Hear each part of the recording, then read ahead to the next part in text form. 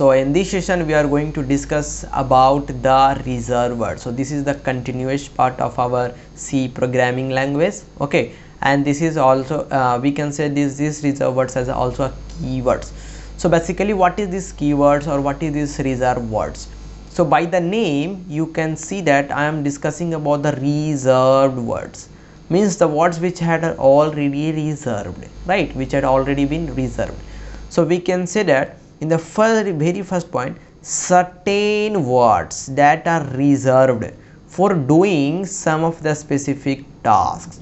For a specific task, these words are used. So these words are known as keywords and they have some standard predefined meaning in C programming language, okay. And this one more thing, this is always written in lower case. Just remember this point, mark this is very VVI point, right. These keywords are always written in lower case, right, and there are only 32 keywords. There are only 32 keywords which is available in the C language. So let us discuss about one by one. So what are these keywords, okay. So the very first one is your auto, second one is your break, third one is your cache, fourth one is your char, const, continue, default, do, double, else, enum, extern, float, for, go to, if, int. So you people are worrying what are these things. So these are basically the keywords which had been reserved in the C language. So we will be using this, right, we will be using break, we will be using case, we will be using char we will be using throughout the program, right, constant, continue, default, do, double, else we are also using. So we will be all using this reserved keyword. These are the reserved keywords we will be using throughout this program. And why we will be using? When we will doing the programming, then we will say you what are the use of this double, what are the use of this break, what is the use of this case, what is the use of this character, okay. So while we will be using, and what is this for, what is this go to, what is this if, right, we will be using throughout that in that programming, okay. So now moving ahead, so here the thing is identifiers. So what is this identifiers? Let us discuss about this. So by the name identifiers means we can say that it is something like saying like identity, right, it is something like identity. So what is this? So all the words which are used in C programs or that you are using in C programs, that will be your keywords, or we can say that the identifiers. That will be your keywords. This means this will be your reserved words, or you are going to use identifiers. Keywords basically about these reserved words, right. So these keywords are predefined. These all already had been defined by the programmers who had written C language, okay. So are predefined and cannot be changed by the user. In the sense we people, right. While identifiers are user, right, while identifiers are user defined words, we define the words, right, and are used to give names to entities. So what are these entities? Like variables, arrays, functions, structure. So these variables, these arrays, these functions, and this structure, so these all are the single topic in this C language.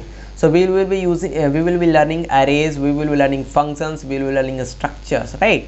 So don't worry about this, just keep calm and just try to swallow these things, right, this arrays, functions and structures. We will be discussing about variables in the next session, right.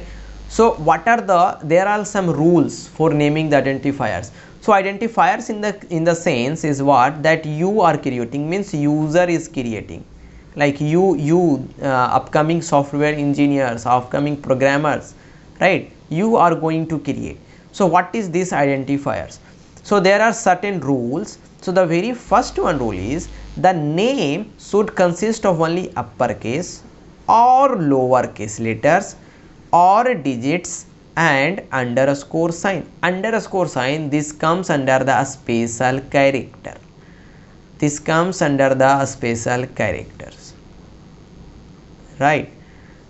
Where is the second rule? The first character should be an alphabet.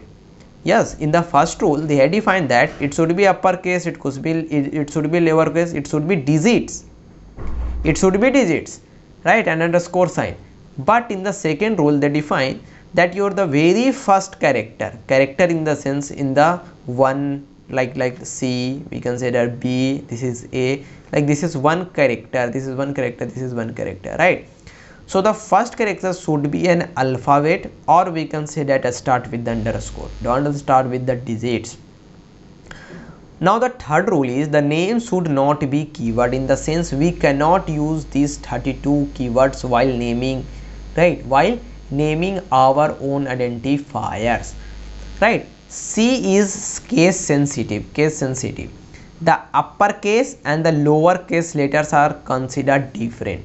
Suppose this is an example, this is a code written, right? This is the what you had written the code, and you had written this code.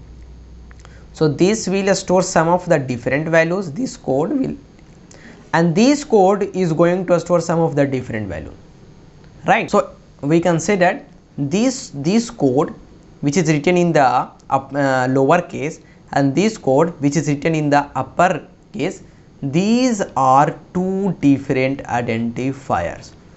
What we can say that? Two different identifiers. Okay, so this is the things, right? Let us see some of the example which we use as a valid identifier. Now many people are thinking, right, they have doubt in their mind where we are going to use this identifier. Just calm, be have patience, right? Where we will be using, we will say you, I will say you, right? So just be calm. So actually some of your valid we can say that identifier name, right, we can start with this, right? So your the first character is starting with the alphabet which is having a uppercase, and after that all the characters are in the lowercase, right? Your this is the A, yeah, it can also be, yeah, right, you can use the underscore. So this is valid, yeah, it should start with the underscore, right? It should start with underscore, second rule. And this one we can use the see here what I am trying to say, this is totally lowercase, this is the mixture of lowercase plus uppercase, this is totally uppercase, no issue. And here is a mixture of we can say that this is the mixture of what special characters, okay? And here this is starting with the special characters. Now some of the examples of invalid identifier names, like in this 5BC. So what is this 5BC? Just say here your the first character, which is the first character 5, should be an alphabet according to rule, or should be underscore, but here is what digit. So this is invalid. Second was int. Why? Int is a keyword. Check it out, this 32 keywords here. Int, where is int? See here, this is the int. So we cannot use as a identifier. And the third one is rec, and we are using the right, we consider the preprocessor, or we consider the right in hash, we said, right?